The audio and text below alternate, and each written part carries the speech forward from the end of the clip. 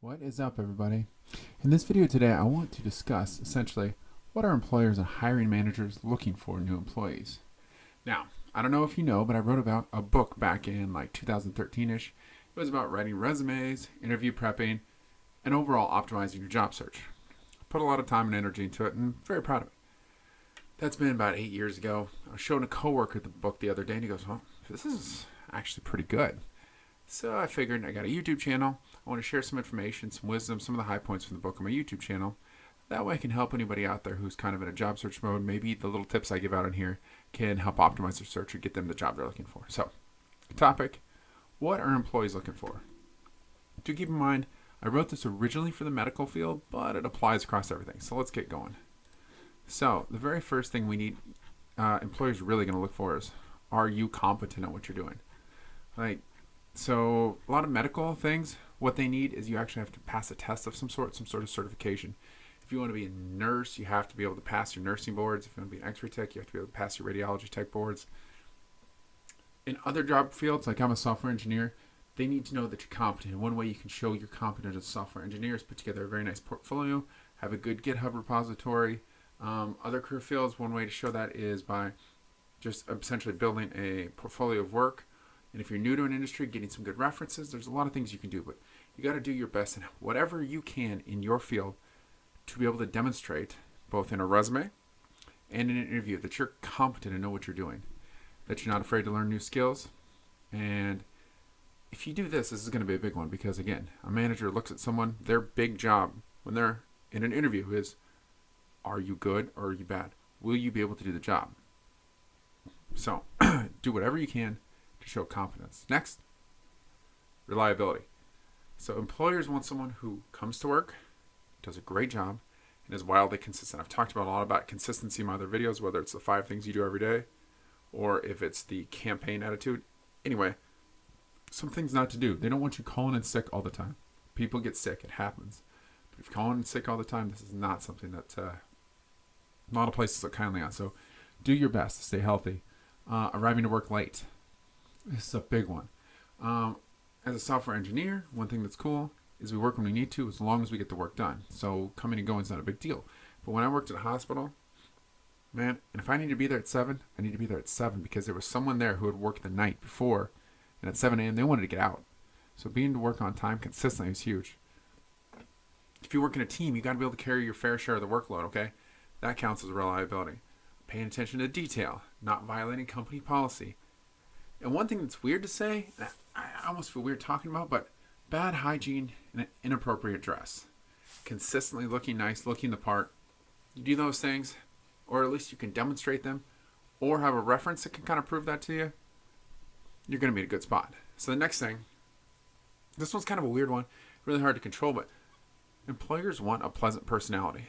They want someone that has a positive attitude. They want someone that gets along with other people really well. Another one I feel weird for saying, but avoiding saying inappropriate things in the workplace. If you're working at anything, at a real business, you got to be able to keep a professional work. And so a pleasing personality comes along with that, avoiding gossip. And then mainly, I think the one employers want the most is they want you to avoid unwanted disputes with other coworkers.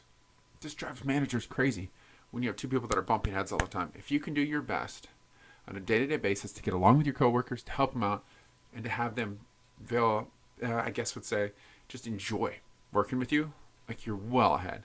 That's also going to get you good references. And last but not least, when you put it all together, they want you to make their life easy. So one thing Warren Buffett does with the managers he hires is he says, I'm going to give you control of this. I'll see you in a year. Tell me how good you did. Get autonomy. Now, a lot of jobs don't have that type of autonomy because managers over time have learned not to trust people. Well, one of your jobs is going to be is to make their job easier. So when I used to work night shift as an x-ray tech, I took it upon myself that from that time when I stepped in at 7 till 7 in the morning, that I would take care of everything. So what that meant is I did my job, I did it well, and when 7 a.m. came, there wasn't danglers. There wasn't patients waiting. There wasn't things left behind. I made, hopefully, the day shift's job easier and my manager's job easier. And that's what you need to do. So, So little things to avoid is you don't need to be a tattletale. You don't need to waste company resources.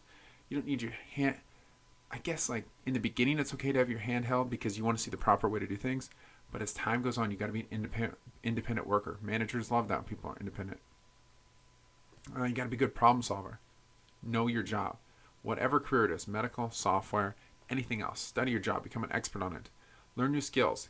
As I said, get along with others. And the big thing that makes their life really easy, if you can stay in one place for long enough. It's amazing to me the number of people that were job hoppers. I'll be honest, in the beginning of my career, especially when I was doing temp work. I know it is temp work, but a lot of times I would find a place, I would jive with it for 13 weeks, and I'd be like, oh, out of here, and I have to go somewhere new. And it was kind of, I know I was a temp, so that was kind of part of the deal, but there were a lot of other places where they gave me the offer to stay, and when I think about it, man, I should have stayed because I already knew the place. Again, it would make it a lot easier for the manager and everybody else, and I enjoyed a lot of places. So that's pretty much it. If you can do those things, and I'll run back for them real quick over the top. Be competent at your job. Be reliable. Have a pleasant personality. And do what you can to make the manager's job easier. This way, if you're going for job A and they want to call your previous manager will say glowing, amazing things about you because he did all this. And again, like I talked about before, it's a campaign. You consistently do this. You can't just go to one job to great. The next one, screw it up, burn your bridges, then move to the next one. Consistently doing it over and over. That's what's going to help build you a better career. That's all I got for you in this. If you enjoy what I'm talking about, want to hear more about it, do like and subscribe. If you want to contact me, I put my email address on the bottom. I have a Google form you can fill out, and you can get a hold of me on Twitter. I'll leave my Twitter handle there.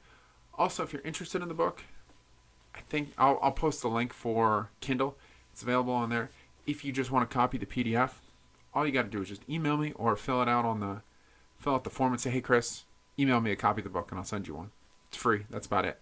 So I hope this was helpful. Hope you guys enjoyed it. Good luck with your job search if this is applying to you. Take care.